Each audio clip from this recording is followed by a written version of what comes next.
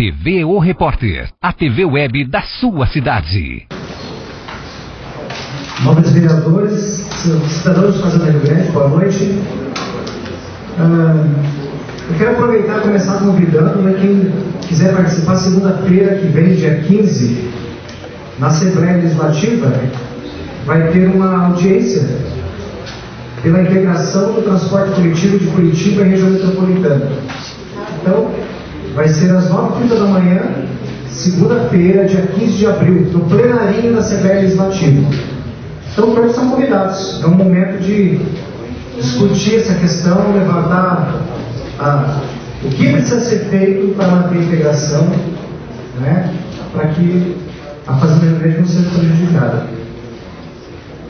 Eu só quero aproveitar o momento hoje para contar uma pequena história, porque nós temos hoje na internet muita facilidade de divulgar informações. Isso é muito bom por um lado, porque democratiza muito mais a informação. Por outro lado, nem todo mundo tem maturidade suficiente, às vezes, para usar a internet. E muitas pessoas, por falta de maturidade, tudo que vê já compartilha. Eu quase caí no erro desse uma vez, quando eu estava apoiando o Lula e o Serra era candidato.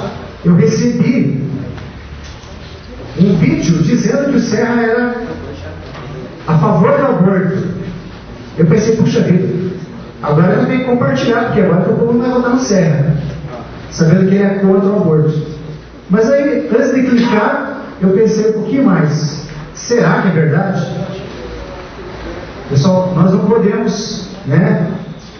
É tão fácil clicar ali e mandar a informação para frente, mas nós precisamos refletir muito e ter maturidade, principalmente aqui que são vereadores, são assessores, são muitas pessoas que vêm aqui na Câmara, são a comunidade também, mas tem muitas lideranças. E a quem mais é dado, mais será cobrado. Então, eu não compartilhei. E aí fui em busca de uma coisa que se chama fonte primária. Nós temos que buscar sempre as fontes primárias. Aí a internet é muito pouca fonte primária que tem. Então tem muita mentira circulando. E muita informação falsa e muita informação pela metade.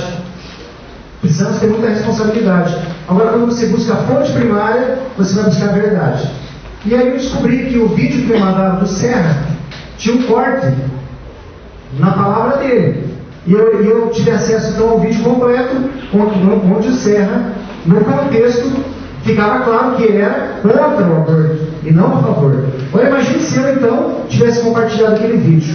Que vergonha que eu sentiria quando a primeira pessoa, né, colocasse lá embaixo ali, né, comentando: professor, o senhor compartilhou uma mentira, ou uma meia-verdade, ou o senhor deveria pesquisar mais antes de compartilhar isso. Então veja a nossa responsabilidade.